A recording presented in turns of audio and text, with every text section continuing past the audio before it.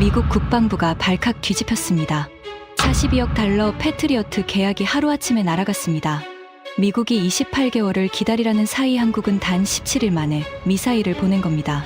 하지만 더 충격적인 사실이 따로 있었습니다. 미군의 두뇌라 불리는 팔란티어가 미국 대신 한국을 선택했고 중동 7개국이 한국에 줄을 선 이유, 그 충격적인 전말을 지금 공개합니다. 시작하기 전 구독과 좋아요, 그리고 대한민국 파이팅 댓글로 한국을 응원해주세요. 지금으로부터 석 달 전이었습니다. 워싱턴 국방부 본관 3층 비상회의실에 긴급 소집 명령이 떨어졌습니다.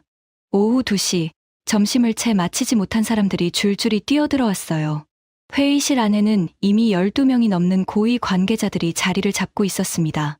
국방부 차관보실 소속 간부들, 중동 정책 담당관들, 그리고 방산업체 연락관들까지. 테이블 위에 놓인 커피잔들은 대부분 손도 대지 않은 채 김만 올리고 있었어요. 정면 벽에 걸린 대형 스크린에 붉은 글씨로 한 줄이 떠 있었습니다. UAE 패트리어트 후속 계약 백지와 통보. 규모 42억 달러. 저는 그 문장을 보는 순간 손에 들고 있던 서류 파일을 테이블 위에 내려놓았습니다. 아니, 내려놓은 게 아니라 떨어뜨린 거였어요. 서류가 테이블 위에서 펼쳐지며 바닥으로 몇 장이 흩어졌지만 주울 생각조차 들지 않았습니다. 42억 달러. 한화로 5조 6천억 원입니다. 미국 방공 시스템 수출 역사상 단일 계약으로는 손에 꼽히는 규모였어요. 그 계약이 백지화됐다는 겁니다. 그것도 UAE가 먼저 통보해왔어요. 저는 마이클 브레넌입니다. 미국 국방부 국제안보협력실 부차관보로 35년간 일해왔어요. 중동 지역 방공 시스템 수출 전략을 직접 총괄해온 사람이 바로 접니다. 지난 20년간 중동 12개국에 패트리어트를 팔아왔고 그중 8건은 제가 직접 계약 테이블에 앉아서 서명을 받아냈어요. 이 분야에서 저보다 오래, 저보다 깊이 일한 사람은 워싱턴에 없다고 자부합니다. 그런 제가 저 문장 앞에서 얼어붙었어요. 회의를 주재하던 차관보가 입을 열었습니다. UAE 측이 오늘 아침 공식 서한을 보내왔습니다. 패트리어트 후속 계약을 전면 재검토한다는 내용이에요. 사실상 백지화 통보입니다. 회의실이 술렁이기 시작했어요. 옆에 앉아있던 중동 정책 담당관이 의자를 앞으로 당기며 물었습니다. 사유가 뭡니까? 납기입니다. 차관보가 안경을 고쳤으며 말했어요. UAE 측이 긴급 추가 배치를 요청한 지 이미 14개월이 지났는데 RTX 측 답변은 최소 28개월 추가 소요라는 겁니다. 총 42개월. 3년 반이에요. 3년 반이면 전쟁이 끝나고도 남습니다. 누군가 뒤쪽에서 낮게 중얼거렸어요. 회의실 안의 공기가 무거워졌습니다. 저는 이를 악물었어요.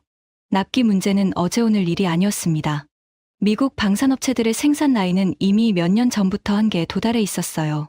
우크라이나에 보낼 무기, 나토에 공급할 장비, 본국 재고 충당까지. 전 세계가 동시에 무기를 달라고 손을 벌리는데 공장은 하나뿐인 상황이었습니다. 하지만 그게 핑계가 될 순 없었어요. 42억 달러짜리 계약이 날아가고 있는 겁니다. 차관보가 다음 슬라이드를 넘겼습니다. 화면에 새로운 문장이 떴어요. UAE 대한 도입 검토 대상 한국산 천궁2. 심장이 한 박자 늦게 뛰는 느낌이었습니다. 제 귀를 의심했어요. 한국이라고요? 회의실 여기저기서 같은 반응이 터져 나왔습니다. 한 사람이 코웃음을 치며 말했어요. 한국, 농담이겠죠? 농담이 아닙니다. 차관보의 목소리가 단호했어요. UAE는 이미 한국과 1차 계약을 체결한 상태입니다. 3개 포대가 현지에 배치 완료됐고 실전 요격까지 수행한 것으로 확인됩니다. 저는 의자 등받이에 등을 기댔어요. 천장을 올려다봤습니다. 형광등 불빛이 눈을 찔렀어요. 한국산 방공 시스템이 중동에 실전 배치가 됐다고. 그것도 우리 패트리어트를 밀어내고 35년이었습니다. 35년 동안 저는 단 한 번도 미국 방공 시스템이 다른 나라 무기에 밀릴 거라는 상상을 해본 적이 없었어요. 패트리어트는 단순한 무기가 아닙니다. 그것은 미국이라는 나라의 안보 약속 그 자체였어요. 패트리어트를 산다는 건 미사일을 사는 게 아니라 미국의 보호를 사는 거였습니다. 중동의 모든 나라가 그걸 알고 있었고 그래서 비싸도 기다려서라도 패트리어트를 샀어요. 그런데 한국이라니. 한국 자동차는 인정합니다. 반도체도 대단하다고 봐요. 하지만 방공 시스템은 완전히 다른 영역이에요. 미사일이 날아오는 순간 0.3초 안에 판단하고 0.7초 안에 요격해야 하는 세계입니다. 실수 한 번이 도시 하나를 날리는 영역이에요. 거기서 한국이 미국을 밀어낸다고? 말이 안 됩니다. 제가 소리를 높였어요. 한국 천궁2는 실전 검증이 안 된 시스템입니다. UAE가 당장 급하니까 싸고 빠른 걸 집은 거예요. 이건 일시적인 현상입니다. 차관보가 저를 바라봤습니다. 그의 눈빛이 평소와 달랐어요. 마이클, 일시적이라고 하기엔 상황이 좀 다릅니다. 그가 슬라이드를 하나 더 넘겼어요. 화면에 중동 지도가 떴습니다. UAE 외에도 사우디, 카타르, 바레인, 오만, 쿠웨이트, 이라크. 7개의 나라의 이름 옆에 노란색 표시가 붙어 있었어요. 이 7개국 모두 한국 천궁2 도입을 공식 검토 중입니다. 예상 시장 규모는 총 180억 달러, 약 24조 원이에요. 24조 원이라는 숫자가 머리를 때렸습니다. 그건 단순히 돈이 아니었어요. 미국이 50년간 쌓아온 중동 방공 시장의 절반이 넘는 금액이었습니다. 그 절반이 한국으로 넘어갈 수 있다는 얘기였어요. 회의가 끝난 뒤 저는 제 사무실로 돌아왔습니다. 문을 닫고 불을 끄지 않은 채 의자에 앉았어요. 책상 위에는 아버지 사진이 놓여 있었습니다. 걸프전 당시 사막 한가운데에서 패트리어트 발사대 옆에 서 있는 젊은 미 육군 대령의 사진이었어요. 제 아버지, 로버트 브레넌 대령입니다. 아버지는 걸프전에서 패트리어트 배치 작전을 직접 지휘한 분이에요. 이라크에 스커드 미사일이 쏟아지던 그 밤, 패트리어트가 하늘을 가르며 적 미사일을 격추하는 장면을 지켜본 분이셨습니다. 아버지는 제가 어릴 때부터 말씀하셨어요. 패트리어트는 미국의 방패다. 이 방패가 있는 한 미국의 동맹국들은 안전하다. 저는 그 말을 가슴에 새기고 국방부에 들어왔습니다. 레이시온에서 10년, 국방부에서 25년. 패트리어트를 팔고 패트리어트를 지키는 것이 제 일생의 업이었어요. 아버지의 유산을 잇는 일이기도 했습니다. 그런데 그 유산이 흔들리고 있었어요. 그것도 한국이라는 제가 단 한 번도 진지한 경쟁자로 생각해 본 적 없는 나라에 의해서요. 사진 속 아버지를 바라보며 저는 중얼거렸습니다. 걱정 마세요. 이건 일시적인 겁니다. 하지만 그 확신은 다음날 아침 더글러스 하워드를 만나면서 전혀 예상하지 못한 방향으로 흘러가기 시작했습니다. 다음날 오전 9시 워싱턴 캐피톨힐에서 2블록 떨어진 한 고급 레스토랑 개인실이었습니다. 문을 열고 들어서자마자 진한 씨가 냄새가 코를 찔렀어요. 창가 쪽 가죽 소파에 한 남자가 다리를 꼬고 앉아 있었습니다.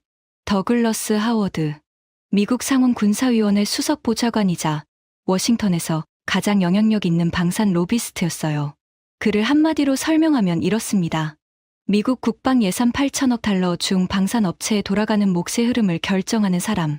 의회에서 어떤 무기 프로그램에 예산을 붙이고 어떤 수출을 허가할지 그 판을 짜는 사람이 바로 더글러스였어요.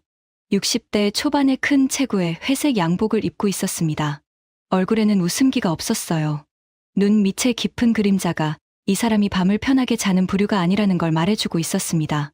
마이클, 앉아. 그가 시가 연기를 내뿜으며 말했어요.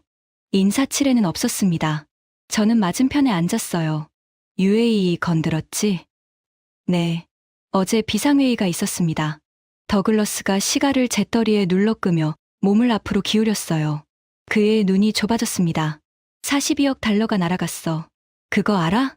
알고 있습니다. 42억 달러면 상원 군사위원회 예산심의에서 내가 3년간 붙여놓은 RTX 라인 증설 예산이 의미가 없어지는 거야. 그 돈이 한국으로 간다고? 내 경력에 이런 치욕은 처음이야.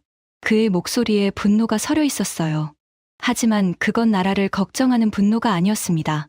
자기 판이 깨지는 것에 대한 분노였어요. 저는 그 차이를 알고 있었지만 그 순간에는 크게 개의치 않았습니다. 어차피 한국 방산을 막아야 한다는 목표는 같았으니까요. 더글러스가 테이블 위에 서류 한 묶음을 밀었어요. 표지에는 대외비라는 붉은 도장이 찍혀 있었습니다. 이게 뭡니까? 한국 방산 기술 유출 우려 보고서. 상원 군사위원회 명의로 나갈 거야. 저는 첫 페이지를 넘겼어요. 한국 방산 업체들이 미국 기술을 무단 전용하고 있다는 내용이었습니다. 패트리어트 요격 알고리즘을 역설계해서 천궁2에 적용했다는 주장. 미국 공급망에서 획득한 핵심 부품을 무기에 전용했다는 의혹. 촘촘하게 정리된 문서였어요. 하지만 저는 35년간 이 업계에 있던 사람입니다. 한눈에 알 수 있었어요. 근거가 약했습니다. 절반 이상이 추정과 의혹으로 채워져 있었고 실제 증거라고 할 만한 건 거의 없. 더글러스, 이 보고서는 좀 무리가 있지 않습니까?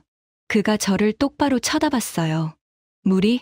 마이클, 지금 중동 방공시장 24조 원이 한국으로 넘어가려 하는데 무리를 따질 때야? 저는 입을 다물었습니다. 더글러스가 의자에서 일어나 창가로 걸어갔어요. 워싱턴 거리를 내려다보며 말했습니다. 한국 놈들이 우리 밥그릇을 건드리게 놔둘 수는 없어. 중동은 우리 텃밭이야. 50년간 우리가 피와 돈을 쏟아부어서 만든 시장이라고. 그 말투에 거침이 없었어요. 그는 돌아서서 저를 가리키며 말했습니다. 너한테 2가지를 맡기겠어. 첫째, UAE에 가서 계약을 되살려와. 천궁2가 실전에서 얼마나 허술한지 직접 확인하고 보고서를 만들어. 둘째, 이 기술 유출 보고서에 너 이름을 올려.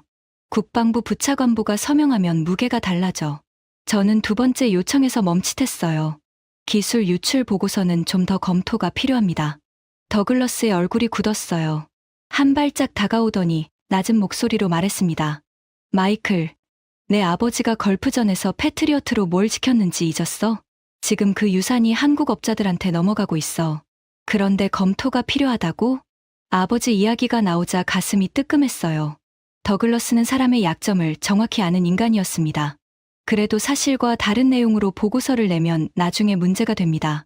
더글러스가 피식 웃었어요. 하지만 눈은 웃지 않았습니다. 문제가 된다고? 한국 무기 하나 팔리면 미국 일자리 수천 개가 날아가. 내 부하 직원들 먹여 살리는 예산이 깎여. 그게 더 큰 문제 아니야? 저는 대답하지 못했습니다. 더글러스는 다시 소파에 앉으며 시가에 불을 붙였어요. UAE 출장은 다음 주까지 준비해. 그리고 리처드한테 연락해놨으니까 RTX 측 자료도 받아. 리처드 콜번. RTX 중동 지역 수석 부사장이었어요. 이름만 들어도 불쾌한 인물이었습니다. 방산업계에서 가장 오만한 사람을 꼽으라면 열의 9은 리처드를 뽑을 거예요. 더글러스와의 만남을 마치고 국방부로 돌아오는 차 안에서 전화가 울렸습니다. 리처드 콜번이었어요. 마이클, 더글러스한테 들었어. UAE 건 말이야. 그의 목소리는 전화기 너머로도 느끼적거리는 자신감이 묻어났어요. 그쪽에서 패트리어트 납기를 28개월이나 잡은 게 문제의 시작 아닙니까? 리처드가 웃었습니다. 웃음소리가 귀에 거슬렸어요. 납기가 길다고? 미국 최고급 방공 시스템을 당장 내일 배달해달라는 게 더 비현실적이지 않나?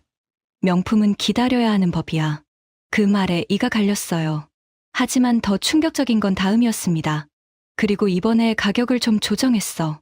1기당 17억 달러로. 잠깐, 기존 12억 달러에서 17억으로요?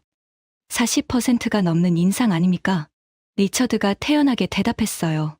시장 상황이 바뀌었잖아. 전 세계가 방공 시스템을 찾고 있는데 공급은 한정되어 있어. 가격이 오르는 건 자연스러운 현상이야. 그러니까 UAE가 떠난 거 아닙니까? 리처드의 목소리가 차가워졌습니다. 떠났다고? 걱정 마. 한국 장난감 가지고 놀다가 진짜 공격이 오면 다시 우리한테 올 수밖에 없어. 그때 우리는 20억으로 올려서 팔면 돼.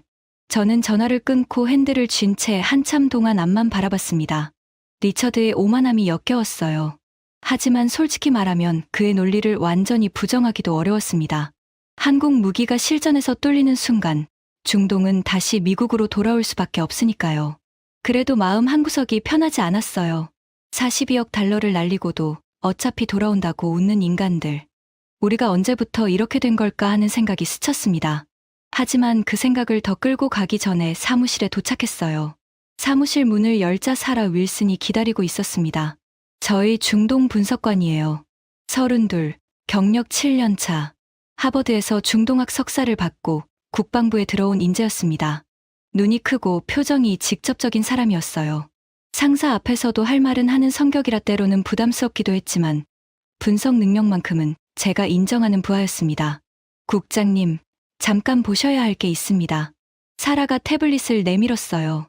화면에는 그래프와 표가 빼곡했습니다. 뭔데?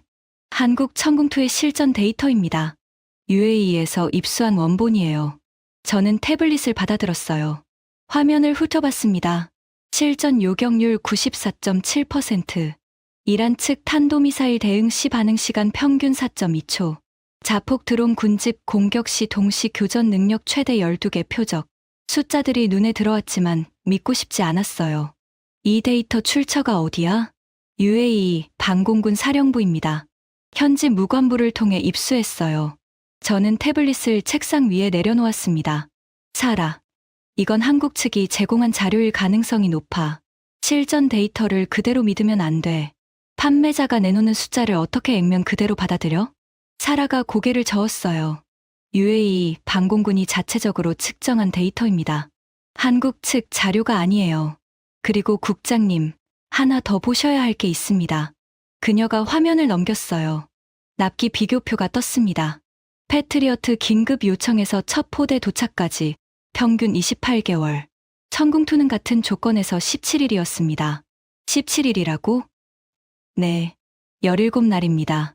한국은 긴급 요청을 받은 직후 생산 라인을 24시간 교대 체제로 전환했고 요격 미사일 45발을 계약서 체결 전에 먼저 발송했어요. 미사일이 먼저 도착하고 계약서는 나중에 서명됐습니다. 저는 의자에 깊이 기대 앉았어요. 형광등 불빛이 천장에서 차갑게 내려왔습니다. 17일이라는 숫자와 28개월이라는 숫자가 머릿속에서 나란히 놓였어요. 그 차이가 너무 커서 오히려 비현실적으로 느껴졌습니다. 숫자가 과장된 거겠지. 한국이 아무리 빨라도 그건 물리적으로 불가능해. 사라가 저를 똑바로 바라봤어요. 그녀의 눈빛에 확신이 담겨 있었습니다. 국장님, 저도 처음엔 안 믿었어요. 그래서 3번 교차 검증했습니다. UAE 무관부, 현지 언론 보도, 그리고 영국 국방정보국 루트까지 3곳이 같은 숫자를 확인했어요. 저는 사라의 얼굴을 한참 바라봤습니다.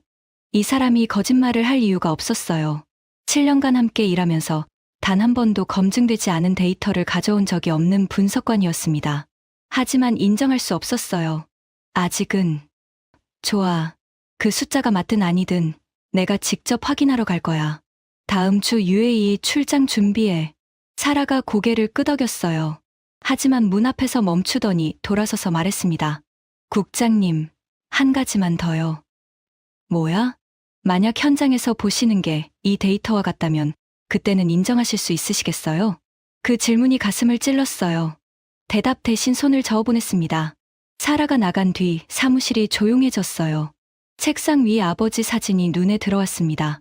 사막 위에 패트리어트 발사대, 아버지의 자부심, 그리고 저희 35년. 이틀 뒤에 출발하는 두바이행 비행기 티켓이 이메일로 도착했어요. 저는 화면을 바라보며 자신에게 다짐했습니다. 한국 천궁투의 허점을 찾아내겠다. 직접 눈으로 보고 직접 손으로 약점을 짚어서 42억 달러를 되찾아오겠다. 그것이 제가 중동행 비행기에 오른 이유였어요. 한국 무기의 실체를 폭로하기 위해서. 하지만 지금 이 이야기를 하고 있다는 건 그 다짐이 산산조각 났다는 뜻이겠죠. 이야기를 시작하기 앞서 사연 속의 제작에 힘이 되는 구독과 좋아요 부탁드립니다. 한국을 응원하신다면 대한민국 파이팅이라고 아래 댓글로 남겨주세요. 출발 전날 밤이었습니다. 짐을 꾸리는데 전화가 울렸어요. 더글러스였습니다. 마이클, 내일 출발이지? 네. 기술 유출 보고서 건은 돌아와서 다시 얘기하자고. 대신 한 가지만 확실히 해. UAE에 가서 패트리어트 재계약을 성사시켜. 그리고 한국 시스템이 얼마나 엉망인지 증거를 잡아와. 알겠습니다. 전화를 끊으려는데 더글러스가 한마디를 더 했어요. 아, 그리고 한국 방산 관계자들이 UAE에 와 있을 거야. 내가 비자 쪽으로 좀 손을 썼는데 완전히 막지는 못했어. 현장에서 마주치더라도 상대하지 마. 그 자들은 우리 적이야. 비자를 손쓴다는 말에 속이 불편해졌어요. 하지만 아무 말도 하지 않았습니다. 그날 밤 잠이 오지 않았어요. 침대에 누워 천장을 바라보면서 사라가 보여준 숫자들이 자꾸 떠올랐습니다. 94.7%, 17일, 45발 선발송. 그 숫자들이 사실이면 어떡하지 하는 생각이 아주 작게, 아주 잠깐 스쳤어요. 하지만 곧 머리를 흔들었습니다. 그건 불가능하다고. 미국을 이길 수는 없다고. 다음 날 새벽 5시, 저는 여행 가방을 끌고 워싱턴 덜레스 국제공항으로 향했습니다. 두바이까지 14시간. 그 긴 비행 동안 저는 패트리어트 관련 분석 자료 3권을 읽을 계획이었어요. 탑승구 앞에서 짧게 커피를 마셨습니다. 새벽 공항은 조용했어요. 유리창 너머로 활주로에 비행기들이 줄지어 서 있었습니다. 저는 그 비행기들을 바라보면서 아버지가 걸프전에 출발하기 전 공항에서 찍은 사진을 떠올렸어요. 아버지도 이렇게 새벽에 떠났겠죠. 패트리어트가 중동을 지킬 거라는 확신을 가슴에 안고, 저도 같은 확신을 안고 비행기에 올랐습니다. 패트리어트는 세계 최강이다. 한국은 우리의 상대가 아니다. 그 확신이 얼마나 오래 갈지 그때는 전혀 몰랐어요. 두바이 국제공항에 내린 순간 공기부터 달랐습니다. 비행기 문이 열리자마자 뜨겁고 건조한 바람이 얼굴을 때렸어요. 새벽 4시였는데도 기온이 30도를 넘었습니다. 공항 안으로 들어서자 냉방이 세게 돌아가고 있었지만 그 시원함이 몸까지 전해지기도 전에 다른 것이 먼저 눈에 들어왔어요. 완전 무장한 군인들이었습니다. 입국장 곳곳에 자동 소총을 든 병사들이 배치되어 있었어요. 출구마다 보안 검색이 이중으로 진행되고 있었고, 천장에 달린 스피커에서는 드론 경보 발생 시 대응 요령이 아랍어와 영어로 번갈아 흘러나오고 있었습니다. 이곳은 뉴스가 아니라 현실이었어요. 전쟁이 이 도시의 하늘 위에서 실제로 벌어지고 있었습니다. 수화물을 찾아 나오자 마중 나온 사람이 있었어요. 미국 대사관 무관부 소속 연락관이었습니다. 차에 타자마자 그가 말했어요. 브레넌 부차관보님, 내일 오전에 UAE 국방부 차관 칼리드 알 만수르와 면담이 잡혀 있습니다. 칼리드 알 만수르. 저는 그 이름을 알고 있었어요. UAE 방공 시스템 도입의 최종 결정권자였습니다. 원래는 미국 유학파로 패트리어트의 열렬한 지지자였던 인물이에요. 3년 전 워싱턴에서 한 차례 만난 적이 있었는데 그때만 해도 그는 미국 시스템에 대한 신뢰가 단단한 사람이었습니다. 그 사람이 패트리어트를 버리고 한국을 택했다는 게 아직도 이해가 안 됐어요. 호텔에 짐을 풀고 잠깐 눈을 붙이려 했지만 잠이 오지 않았습니다. 시차도 있었지만 그보다는 내일 면담이 신경 쓰였어요. 침대에 누워 천장을 바라보다가 태블릿을 열어서 사라가 정리해 준 브리핑 자료를 다시 읽었습니다. 천궁투 재원, 배치 현황, 요격 기록. 숫자들이 화면에서 빛났지만 여전히 실감이 나지 않았어요. 새벽 6시에 알람도 없이 눈이 떠졌습니다. 샤워를 하고 양복을 차려입었어요. 거울 앞에 서서 넥타이를 매면서 혼잣말로 중얼거렸습니다. 한국 무기의 허점을 찾아라. 그게 오늘의 임무다. 오전 10시. UAE 국방부 청사는 아부다비 시내 중심에 있었습니다. 흰색 대리석으로 지어진 거대한 건물이었어요. 정문을 통과하는 데만 보안 검색을 3차례 거쳤습니다. 복도를 따라 안내를 받아 들어간 곳은 4층의 넓은 회의실이었어요. 칼리드 알 만수르 차관은 이미 도착해 있었습니다. 검은 아랍 전통 의상을 입은 50대 초반의 남자였어요. 체구는 크지 않았지만 자세가 곧았고 눈빛이 날카로웠습니다. 3년 전 워싱턴에서 만났을 때보다 얼굴에 그늘이 깊어져 있었어요. 브레넌 씨, 오랜만입니다. 차관님, 다시 뵙게 되어 반갑습니다. 악수를 나눴어요. 하지만 칼리드의 악수는 예전만큼 따뜻하지 않았습니다. 형식적이었어요. 그 차이가 즉시 느껴졌습니다. 자리에 앉자마자 저는 본론으로 들어갔어요. 차관님, 패트리어트 후속 계약건에 대해 논의하러 왔습니다. 납기 문제로 불편을 드린 점은 인정합니다. 하지만 RTX 측에서 생산 라인을 조정해서 납기를 18개월로 단축하겠다는 제안을 준비했습니다. 사실 이건 제가 비행기 안에서 급하게 만든 제안이었어요. RTX 측과 사전 조율도 안 된 상태였습니다. 하지만 42억 달러를 되찾으려면 뭐라도 내놓아야 했어요. 칼리드가 잠깐 침묵했습니다. 커피잔을 들어 한 모금 마시고 천천히 내려놓았어요. 그리고 저를 똑바로 바라봤습니다. 브레넌 씨, 18개월이요? 네. 기존 28개월에서 10개월을 단축한 겁니다. 칼리드가 고개를 끄덕이는 것 같았지만 그건 동의가 아니었어요. 한국은 17일이었습니다. 그 한마디가 회의실 공기를 바꿨어요. 저는 준비한 반박을 꺼냈습니다. 17일은 비정상적인 속도입니다. 품질 관리가 제대로 됐는지 의문이에요. 급하게 만든 무기가 실전에서 어떤 결과를 가져올지는 아무도 모릅니다. 칼리드의 표정이 변했어요. 온화하던 눈빛이 차가워졌습니다. 아무도 모른다고요? 우리는 압니다. 직접 겪었으니까. 그가 테이블 위 리모컨을 눌렀어요. 벽면 대형 스크린에 영상이 떴습니다. 어두운 화면이었어요. 날짜와 시간이 화면 구석에 표시되어 있었습니다. 2달 전 새벽 2시 47분. 이건 우리 방공 지휘센터의 실제 작전 영상입니다. 화면 속에서 경보음이 울렸어요. 여러 개의 붉은 점이 화면을 가로질러 나타났습니다. 탄도 미사일 표시였어요. 동시에 저고도에서 접근하는 작은 점들이 때를 지어 움직이기 시작했습니다. 자폭 드론이었어요. 이란 측에서 탄도 미사일 8발과 자폭 드론 23대를 동시에 발사했습니다. 복합 공격이었어요. 영상 속에서 천궁2 시스템이 가동됐습니다. 화면에 파란색 표시가 나타나더니 붉은 점을 향해 빠르게 이동했어요. 하나, 둘, 셋. 붉은 점들이 하나씩 사라졌습니다. 동시에 다른 화면에서는 비호복합이 적어도 드론들을 차단하기 시작했어요. 드론 표시들이 빠르게 지워졌습니다. 저는 화면에서 눈을 뗄 수 없었어요. 손끝이 차가워지는 걸 느꼈습니다. 탄도 미사일 8발 전략 요격, 자폭 드론 23대 중 21대 격추. 나머지 2대는 아군 영공 진입 전에 자폭했어요. 피해 제로. 칼리드가 영상을 멈추고 저를 바라봤습니다. 브레넌 씨, 이게 급하게 만든 무기의 품질입니다. 저는 아무 말도 하지 못했어요. 반박하려고 입을 열었지만 적절한 단어가 나오지 않았습니다. 8발 전략 요격이라는 숫자가 머릿속에서 맴돌았어요. 패트리어트의 공식 요격률이 90%라는 걸 감안하면 8발 중 1발은 놓칠 수 있는 확률이에요. 그런데 천궁2는 8발을 전부 잡았습니다. 한 발의 차이가 도시 하나를 날리는 세계에서 0발 미스라는 건 우연이 아니었어요. 칼리드가 자리에서 일어섰습니다. 브레넌 씨, 솔직하게 말씀드리겠습니다. 패트리어트는 훌륭한 시스템이에요. 그 사실을 부정하는 게 아닙니다. 하지만 우리에게는 28개월을 기다릴 시간이 없었어요. 이란은 기다려주지 않았습니다. 그의 목소리가 조금 낮아졌어요. 지난 석 달 동안 우리 국민 47명이 드론과 미사일 공격으로 목숨을 잃었습니다. 그중 11명은 아이들이에요. 그 아이들의 부모님들께 28개월만 기다리시라고 말할 수 있습니까? 가슴이 뜨거워지는 느낌이었습니다. 하지만 동시에 차가운 것이 등을 타고 내려왔어요. 47명. 11명의 아이들. 그 숫자들은 제가 워싱턴 사무실에서 본 어떤 보고서에도 없었습니다. 칼리드가 회의실 문을 열며 말했어요. 오후에 방공기지를 직접 방문하시겠습니까? 직접 보시면 왜 우리가 한국을 선택했는지 이해하실 수 있을 겁니다. 저는 고개를 끄덕였어요. 거절할 이유가 없었습니다.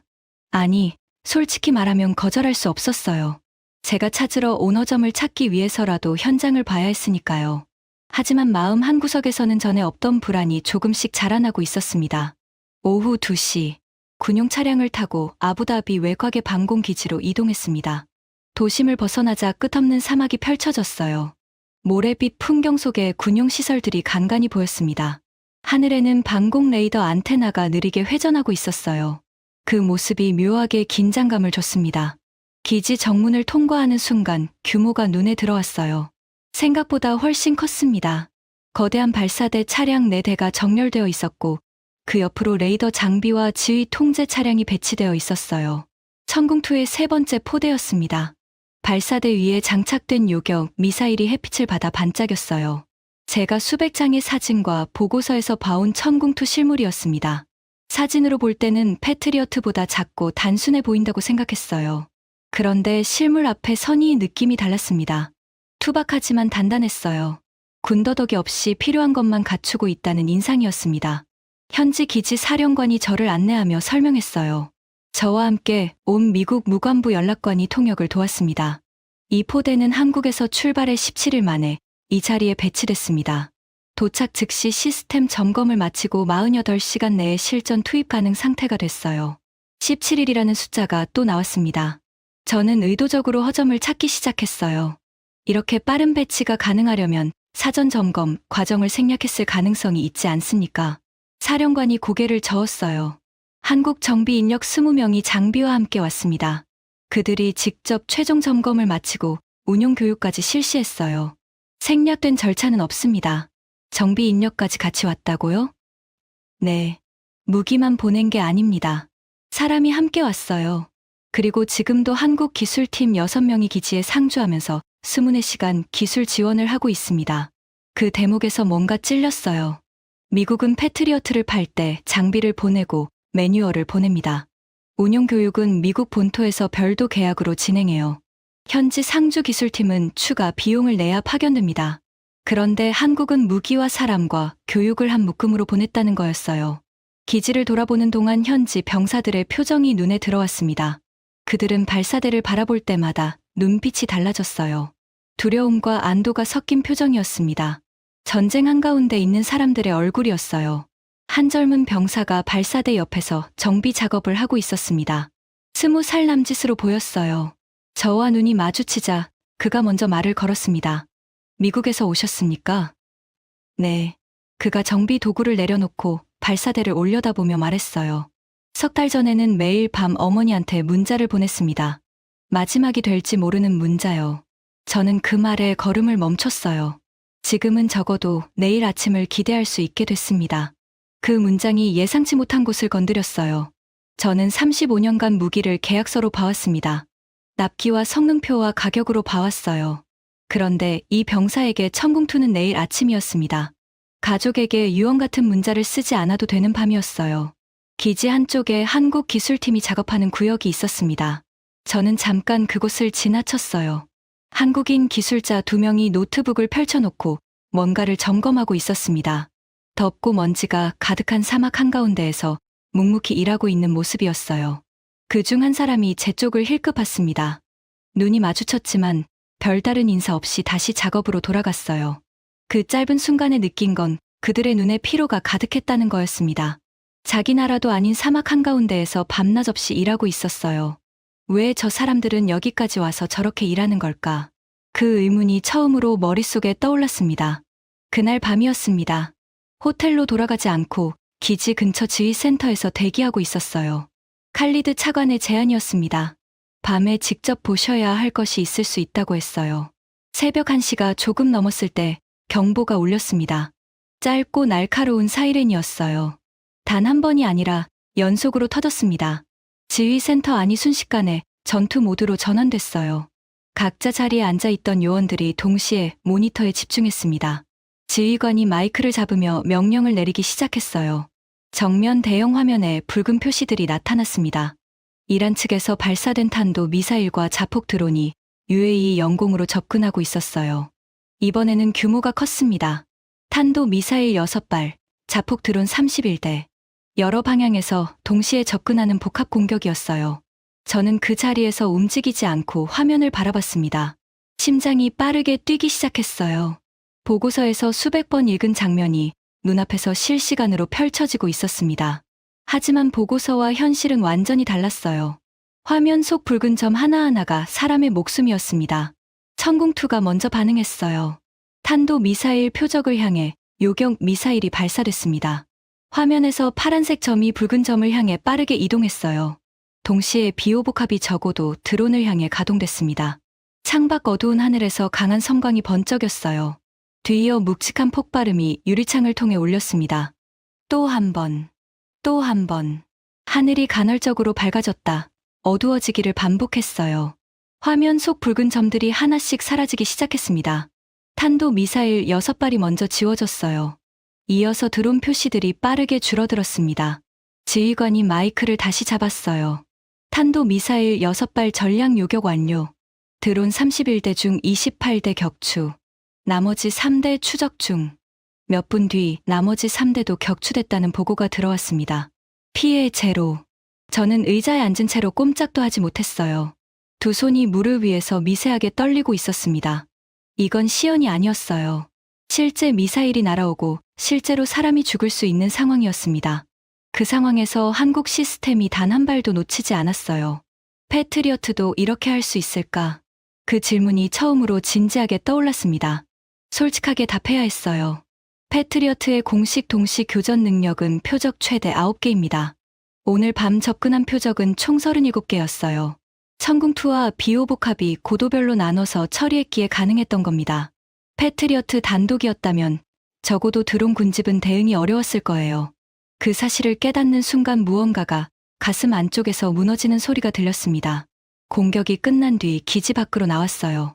동이 틀 무렵이었습니다. 대피소에서 빠져나오는 민간인들이 거리에 하나둘 나타나기 시작했어요. 아이를 아는 어머니, 잠을 제대로 못 잔 눈빛의 노인들. 그 얼굴들이 하나하나 눈에 들어왔습니다. 택시를 잡아 호텔로 돌아가는 길이었어요. 중년의 운전기사가 백미러로 저를 한번 보더니 말했습니다. 어젯밤에도 하늘에서 터졌다면서요. 한국 시스템이 다 막았다고 들었습니다. 그 말이 자연스럽게 나왔어요. 마치 날씨 이야기를 하듯이. 한국 무기가 오기 전에는 어젯밤 같은 공격이 오면 우리 동네에서 사람이 죽었어요. 지금은 달라졌습니다. 저는 뒷좌석에서 창밖을 바라봤어요. 아침 햇살이 고층 빌딩 유리에 부서지고 있었습니다. 호텔 근처에서 내린 뒤 가까운 카페에 들어갔어요. 커피를 시키고 구석 자리에 앉았습니다. 아무 생각도 하기 싫었어요. 하지만 머릿속이 조용해지지 않았습니다. 어젯밤 화면에서 사라지던 붉은 점들이 계속 눈앞에 떠올랐어요. 그때 카페 옆 테이블에서 한 여성의 목소리가 들렸습니다. 아랍어로 누군가와 통화하고 있었는데 중간중간 영어 단어가 섞여 나왔어요. 통화가 끝나고 그녀가 어린아이의 손을 잡고 자리에서 일어났습니다. 아이는 5살쯤 돼 보였어요. 눈이 마주치자 그녀가 먼저 말을 걸었습니다. 제 옷차림을 보고 외국인이라는 걸 바로 알아차린 것 같았어요. 미국에서 오셨어요? 네. 그녀가 잠깐 웃었어요. 하지만 웃음 속에 피로가 묻어 있었습니다. 몇 달 전까지는 이 아이랑 욕조 안에서 밤을 보냈어요. 건물에서 벽이 가장 두꺼운 곳이었거든요. 미사일이 떨어질까 봐요. 저는 아이를 봤습니다. 아이는 엄마 다리에 매달려서 제가 준 빈 설탕 봉지를 가지고 놀고 있었어요. 전쟁이 뭔지도 모르는 얼굴이었습니다. 지금은 창문을 열고 잘 수 있게 됐어요. 한국에서 온 그 무기 덕분이래요. 저는 커피잔을 내려놓았어요. 더 이상 마실 수가 없었습니다. 목이 막혀서가 아니라 무언가가 가슴을 짓누르고 있었어요. 35년간 저는 무기를 계약서로 봤습니다. 수출 금액으로, 시장 점유율로, 주가 변동으로 봤어요. 그런데 이 어머니에게 천궁투는 아이와 함께 창문을 열고 잠드는 밤이었습니다. 그것이 제가 단 한 번도 계산에 넣어본 적 없는 가치였어요. 다음 날 오전 예상치 못한 인물을 만났습니다. 호텔 로비에서 커피를 마시고 있는데 낯익은 얼굴이 눈에 들어왔어요. 야마구치 켄타. 일본 방위성 파견 연락관이었습니다. 나토 연락 사무소를 통해 한두 번 마주친 적이 있었어요. 50대 초반, 안경을 쓴 마른 체형의 남자였습니다. 항상 무표정한 얼굴로 회의장 구석에 앉아 있는 인물이었어요. 야마구치 씨, 여기서 뭘 하시는 겁니까? 그가 고개를 살짝 숙이며 인사했어요. 브레넌 부차관보님, 저도 같은 목적으로 왔습니다. 천궁투 실전 성능을 확인하기 위해서요. 일본이 왜 한국 무기에 관심을 가지는지 순간 의아했어요. 하지만 생각해보면 당연했습니다. 일본도 방공 시스템 강화가 급한 나라였으니까요. 저는 그에게 슬쩍 물었어요. 야마구치 씨 쪽에서는 천궁투를 어떻게 평가합니까? 그가 커피잔을 내려놓으며 잠깐 침묵했어요. 일본인 특유의 신중함이었습니다. 한참 뒤에 입을 열었어요. 솔직히 말씀드리겠습니다. 도쿄에서 출발할 때는 한국 시스템의 약점을 확인하고 돌아가라는 지시를 받았습니다. 저와 같은 목적이었군요. 그가 고개를 끄덕였어요. 하지만 어젯밤 상황을 직접 봤습니다. 저도 지휘센터에 있었어요. 그랬습니까? 야마구치가 안경을 고쳤으며 천천히 말했어요. 한마디 한마디에 무게를 두는 사람이었습니다. 일본은 이지스함과 패트리어트를 보유하고 있습니다. 최고 수준의 방공 장비예요. 하지만 어젯밤처럼 탄도 미사일과 드론이 동시에 37개 표적으로 들어오는 상황에서 우리 시스템이 저만큼 대응할 수 있었을까를 생각하면 솔직히 자신이 없습니다. 그 말이 제 가슴을 정면으로 때렸어요. 일본이었습니다. 한국의 경쟁국이고 방공 시스템에서 한국보다 훨씬 오랜 역사를 가진 나라였어요. 그 나라의 군사 전문가가 고개를 숙인 거였습니다. 야마구치가 커피를 한 모금 마시고 조용히 덧붙였어요. 일본 방위성에서는 제가 이런 보고를 올리면 불쾌해할 겁니다. 하지만 군인은 사실을 보고해야 합니다. 한국의 방공 시스템은 이미 실전에서 검증됐어요. 이건 인정할 수밖에 없는 사실입니다. 저는 야마구치의 얼굴을 한참 바라봤어요. 그의 표정에는 분함도 있었고 동시에 군인으로서의 정직함도 있었습니다. 일본이 한국을 인정하는 건 쉬운 일이 아니라는 걸 저도 알고 있었어요. 그런데 이 사람은 지금 공개적으로 인정하고 있었습니다. 경쟁국마저 인정하는 것을 제가 부정하고 있다는 사실이 처음으로 부끄럽게 느껴졌어요. UAE에서의 일정을 마치고 저는 원래 워싱턴으로 바로 돌아갈 계획이었습니다. 하지만 계획을 바꿨어요. 서울행 비행기를 예약했습니다. 한국을 직접 봐야겠다는 생각이 중동에 있는 동안 조금씩 자라나고 있었어요. 중동에서 본 결과물의 원산지를 확인해야 한다는 분석가로서의 본능이었습니다. 동시에 내 눈으로 직접 한국 공장을 봐야 이 불안이 끝나든 확신으로 바뀌든 결론이 날 거라는 생각이었어요. 인천국제공항에 내린 순간 첫 인상은 질서였습니다. 두바이의 팽팽한 긴장과는 전혀 다른 분위기였어요. 공항이 넓고 깨끗했고 사람들이 빠르지만 질서 있게 움직이고 있었습니다. 전쟁의 잔재 위에서 이런 나라를 만들었다는 사실이 새삼 떠올랐어요. 다음 날 오전 LI 진엑스원 생산시설을 방문했습니다. 한국 국방부를 통해 어렵게 잡은 일정이었어요. 공장 정문을 통과하는 순간 예상과 달랐습니다. 토요일이었어요. 주말. 그런데 공장 안에 꺼진 불이 단 한 곳도 없었습니다. 생산 라인 전체가 가동되고 있었어요. 천궁2 미사일 조립 라인이 한쪽에서 쉬지 않고 돌아가고 있었습니다. 그 옆으로 발사대 조립 구역, 레이더 장비 시험 구역이 이어졌어요. 세 구역이 동시에 멈추지 않고 움직이고 있었습니다. 현장 책임자가 설명했어요. 중동 긴급 물량 때문에 넉 달 전부터 24시간 교대 체제로 전환했습니다. 낮 조와 밤 조가 교차하면서 라인이 멈추는 시간은 하루 20분. 교대 인수인계 시간뿐이에요. 하루 20분. 나머지 23시간 40분은 쉬지 않고 돌아간다는 거였습니다. 미국 방산 공장도 본 적이 있었어요. RTX의 투손 공장, 로키드 마틴의 댈러스 시설. 그곳들은 완벽했습니다. 정교하고 체계적이고 어떤 면에서는 아름답기까지 했어요. 하지만 주말에 이 온도로 돌아가는 현장은 본 적이 없었습니다. 차이가 느껴졌어요. 미국 공장은 시스템으로 돌아갔습니다. 한국 공장은 사람의 의지로 돌아가고 있었어요. 조립 라인을 따라 걸으면서 젊은 엔지니어와 마주쳤습니다. 30살 안팎으로 보였어요. 안경 너머로 충혈된 눈이 보였습니다. 잠을 제대로 못 잔 게 분명했어요. 영어를 할 줄 아시나요? 조금 합니다. 이렇게 주말에도 일하시는 이유가 있습니까? 그가 잠깐 손에 들고 있던 공구를 내려놓았어요. 고개를 들어 저를 바라봤습니다. 우리가 하루 늦으면 중동에서 누군가 죽을 수 있으니까요. 그 말이 폐부를 찔렀어요. 중동에서 만난 병사의 말과 겹쳤습니다. 다른 나라에서 다른 사람이 같은 말을 하고 있었어요. 그는 다시 작업으로 돌아가면서 짧게 덧붙였어요. 우리는 그냥 무기를 만드는 게 아닙니다. 누군가의 내일을 만들고 있어요. 저는 그 자리에서 한참 동안 움직이지 못했습니다. 미국에서 방사는 언제나 비즈니스였어요. 주가와 실적과 수출 규모의 세계였습니다. 리처드 같은 사람은 대안이 없으니까 가격을 올리면 된다고 말하고, 더글러스 같은 사람은 밥그릇을 지키면 된다고 말하는 세계였어요. 그런데 이 청년은 완전히 다른 언어를 쓰고 있었습니다. 누군가의 내일. 그것이 이 사람이 주말 새벽에도 공장에 나오는 이유였어요. 저는 그 차이가 불편했습니다. 왜냐하면 그 차이를 인정하는 순간 제가 35년간 몸담아 온 세계의 무언가가 근본적으로 잘못됐다는 걸 받아들여야 했으니까요. 서울에서의 마지막 일정은 예상치 못한 만남이었습니다. 한국 방문 소식이 어떻게 전해졌는지 팔란티어 아시아 태평양 담당 디렉터가 비공식 면담을 요청해 온 거예요. 서울 강남의 한 호텔 라운지에서 만났습니다. 제이슨 리라는 이름의 40대 남성이었어요. 한국계 미국인이었습니다. 실리콘밸리 출신답게 격식 없는 차림이었지만 눈빛은 날카로웠어요. 브레넌 부차관보님, 팔란티어가 한국 방산과 협력하는 이유를 알고 싶으시다면서요?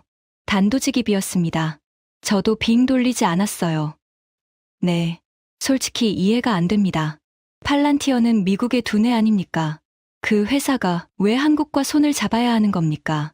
제이슨이 커피를 한 모금 마시고 테이블에 태블릿을 올려놓았어요. 화면에 중동 지도가 떴습니다. 빨간 점과 파란 점이 빼곡하게 찍혀 있었어요. 이건 지난 6개월간 중동에서 발생한 미사일과 드론 공격의 분포도입니다. 빨간 점이 공격, 파란 점이 요격이에요. 빨간 점이 압도적으로 많았습니다. 하지만 파란 점이 빨간 점 위에 겹쳐져 있는 구역이 있었어요. UAE 주변이었습니다. 팔란티어의 AI는 세계에서 가장 정교하게 전장 데이터를 분석합니다. 어디서 공격이 올지, 어떤 경로로 접근할지, 몇 초 안에 대응해야 하는지. 그건 우리가 가장 잘해요.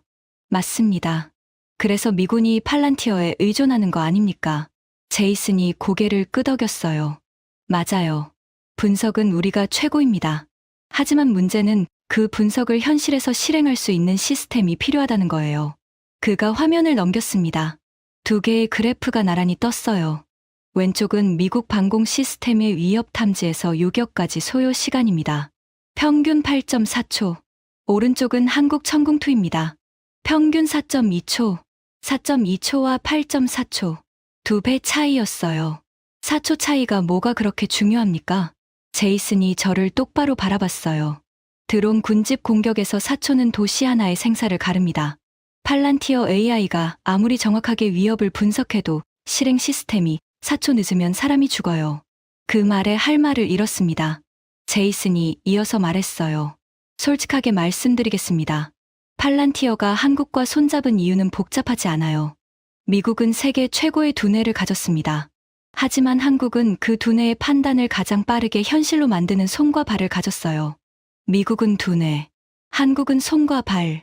그 구조가 제 머릿속에서 선명하게 형태를 갖추기 시작했어요. 그리고 한 가지 더요. 제이슨이 태블릿을 닫으며 말했습니다. 미국 방산 업체들은 무기를 팝니다. 한국 방산 업체들은 무기와 함께 사람을 보내요. 현장에서 같이 싸우는 겁니다. 팔란티어 입장에서는 데이터를 실시간으로 주고받을 수 있는 파트너가 필요한데 한국이 유일하게 현장에 사람이 있어요. 저는 한참 동안 아무 말도 하지 않았습니다. 커피가 식어가고 있었어요. 제이슨의 말 하나하나가 제가 35년간 쌓아온 확신의 벽돌을 하나씩 빼내고 있었습니다. 브레넌 부차관보님, 한 가지만 더 말씀드려도 될까요? 네. 워싱턴에서 한국 방산을 견제하려는 움직임이 있다는 걸 압니다.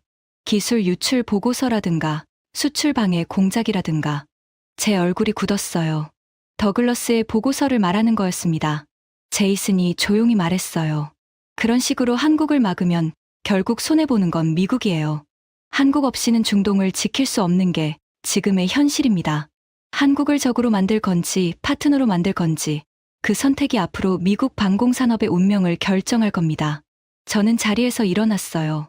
악수를 나누며 마지막으로 물었습니다. 왜 이런 이야기를 저한테 하시는 겁니까? 제이슨이 잠깐 웃었어요. 부차관보님이 중동에서 뭘 보셨는지 알기 때문입니다. 그리고 부차관보님이 더글러스 같은 사람은 아니라는 것도요. 호텔을 나서면서 서울의 밤거리를 걸었습니다. 네온사인이 빛나고 사람들이 바쁘게 오가는 거리였어요. 전쟁의 폐허에서 이 도시를 만든 나라. 주말에도 공장을 멈추지 않는 나라. 미사일이 떨어지는 사막에 사람을 보내는 나라. 저는 걸으면서 더글러스의 목소리를 떠올렸어요. 한국 놈들이 우리 밥그릇을 건드리게 놔둘 수 없어. 그리고 한국 엔지니어의 목소리를 떠올렸습니다. 우리가 하루 늦으면 누군가 죽을 수 있으니까요. 그 두 문장이 머릿속에서 나란히 놓였어요. 누가 옳은지 더 이상 헷갈리지 않았습니다. 워싱턴으로 돌아가는 비행기 안에서 저는 노트북을 열었어요. 더글러스가 맡긴 보고서 파일을 열었습니다. 한국 천궁2의 허점을 지적하는 보고서. 제가 써야 할 보고서였어요. 커서가 빈 화면 위에서 깜빡이고 있었습니다. 저는 30분 동안 한 글자도 치지 못했어요. 결국 노트북을 닫았습니다. 허점이 없었어요. 찾으러 갔는데 없었습니다. 아니, 정확히 말하면 허점은 한국이 아니라 우리 쪽에 있었어요. 28개월을 기다리라고 하면서 가격을 올려받는 우리. 밥그릇 걱정만 하면서 현장에 사람 한 명 안 보내는 우리. 견제 보고서를 조작해서라도 경쟁자를 짓밟으려는 우리. 창밖에 구름이 펼쳐져 있었습니다. 비행기가 태평양 위를 지나고 있었어요. 저는 창을 바라보면서 아버지를 떠올렸습니다. 아버지가 패트리어트를 지킨 건 밥그릇을 지키려는 게 아니었어요. 사람을 지키려는 거였습니다.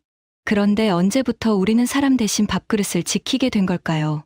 그 질문에 대한 답을 찾지 못한 채 비행기는 워싱턴을 향해 날아가고 있었습니다.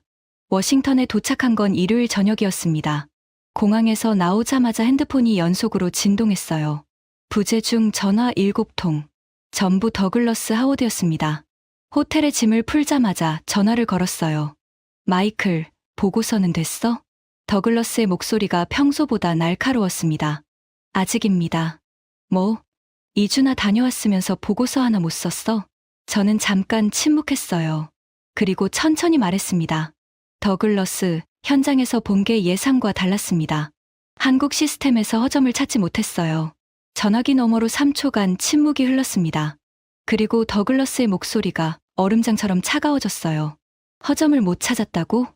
마이클, 내가 찾으러 간 거야. 안 찾으러 간 거야? 찾으러 갔습니다. 하지만 없었어요. 없는 게 아니라 내가 못 찾은 거지. 아니면 한국 측에서 쇼를 보여줬거나. 쇼가 아닙니다. 실전이었어요. 제 눈앞에서 미사일이 터졌고 한국 시스템이 전부 막았습니다. 일본 방위성 연락관도 같은 걸 목격하고 인정했어요. 더글러스가 비웃는 소리가 들렸어요. 일본이 한국 편을 들었다고? 그게 말이 된다고 생각해? 사실이니까 말이 되는 겁니다. 더글러스의 숨소리가 거칠어졌어요. 마이클, 똑똑히 들어. 그 보고서가 이번 주 안에 나오지 않으면 상원 군사위원회 청문회에서 내 이름을 올려. 중동 방공 수출 실패의 책임자로. 35년 경력이고 뭐고 끝이야. 알아들었어? 그 협박이 가슴을 때렸어요. 하지만 이상하게도 예전처럼 두렵지 않았습니다. 중동에서, 한국에서 본 것들이 제 안에서 무언가를 바꿔놓았어요. 밥그릇이 아니라 사람을 지키는 사람들을 봤으니까요. 알겠습니다. 보고서는 쓰겠습니다. 전화를 끊었어요. 하지만 제가 쓸 보고서는 더글러스가 원하는 보고서가 아니었습니다. 다음 날 아침 사무실에 출근하자 사라 윌슨이 긴급한 표정으로 다가왔어요. 국장님, 이거 보셔야 합니다. 사라가 내민 서류는 미국 정보기관에서 입수한 내부 문건이었어요. 읽기 시작하는 순간 눈이 커졌습니다. 더글러스 하워드가 지난 6개월간 한국 방산 업체의 UAE 수출을 방해하기 위해 조직적으로 움직인 기록이었어요. 한국 방산 관계자의 비자 발급을 지연시키도록 국무부의 압력을 행사한 내역, UAE 국방부에 한국 무기를 사면 미국 안보 우산에서 제외될 수 있다는 비공식 경고를 보낸 기록, 그리고 RTX의 리처드 콜번과 주고받은 이메일에서 패트리어트 가격, 인상 협의 내용까지. 사라가 핵심을 짚었어요. 더글러스는 한국을 막기 위해 UAE에 거짓 경고를 보냈습니다. 한국 무기를 사면 미국 안보 협력이 축소된다고요. 그런데 이건 국방부 공식 입장이 아니에요. 더글러스가 개인적으로 방산 로비를 위해 미국 정부의 이름을 도용한 겁니다. 저는 서류를 테이블 위에 내려놓았어요. 손이 떨렸습니다. 분노 때문이었어요. 한국을 견제하는 것까지는 이해할 수 있었습니다. 경쟁이니까요. 하지만 미국 정부의 이름을 팔아서 동맹국을 협박하고 시장을 왜곡한 건 완전히 다른 문제였어요. 그리고 리처드 콜번의 이메일 내용이 더 충격적이었습니다. 패트리어트 납기를 일부러 늦춰서 한국이 들어올 빈틈을 만든 뒤 한국 시스템이 실패하면 더 높은 가격에 재계약한다는 시나리오가 적혀 있었어요. 28개월이 순수한 생산 지연이 아니었던 겁니다. 의도적으로 늦춘 거였어요. 가격을 올리기 위해서. 그 순간 UAE에서 만난 칼리드 차관의 말이 떠올랐어요. 47명이 죽었습니다. 11명은 아이들이에요. 더글러스와 리처드가 가격 노름을 하는 동안 사람들이 죽고 있었던 겁니다. 47명의 목숨이 이 인간들의 밥그릇 싸움에 끼인 거였어요. 저는 주먹을 쥐었습니다. 그리고 결심했어요. 사라, 이 자료를 정리해. 그리고 이번 주 워싱턴 안보 포럼 발표 자료에 포함시켜. 사라의 눈이 커졌어요. 국장님, 이걸 공개하시면 더글러스가 가만히 있지 않을 겁니다. 국장님 경력도 위험해져요. 저는 아버지 사진을 봤습니다. 사막 위의 패트리어트, 사람을 지키던 무기. 아버지라면 어떻게 했을까? 대답은 뻔했어요. 진행해. 워싱턴 안보 포럼 당일이었습니다. 미국 군 관계자, 방산업체 임원, 의회 보좌진, 주요 언론인 400여 명이 모인 대형 행사였어요. 제 발표 주제는 중동 방공 위기와 미국의 대응이었습니다. 발표장에 들어서면서 맨 앞줄에 더글러스 하워드가 앉아 있는 걸 봤어요. 팔짱을 끼고 저를 바라보고 있었습니다. 그 옆에 리처드 콜번도 있었어요. 둘 다 제가 자기들이 원하는 보고서를 발표할 거라고 기대하고 있었겠죠. 무대에 올라 마이크를 잡았습니다. 숨을 한 번 고르고 입을 열었어요. 먼저 한 가지 고백을 하겠습니다. 청중이 조용해졌어요. 저는 35년간 한국 방산을 미국 기술의 저가 복제품이라고 생각해왔습니다. 공개석상에서 그 말을 여러 번 했고 부끄럽지 않았어요. 앞줄에서 더글러스가 만족스럽게 고개를 끄덕이는 게 보였습니다. 하지만 제가 틀렸습니다. 더글러스의 표정이 굳었어요. 저는 직접 중동에서 한국 천궁2가 탄도 미사일 8발을 전량 요격하는 장면을 목격했습니다. 자폭 드론 31대를 단 한 대도 놓치지 않고 차단하는 것을 봤어요. 그리고 한국 공장에서 주말 새벽에도 멈추지 않고 돌아가는 생산 라인을 봤습니다. 화면을 넘겼어요.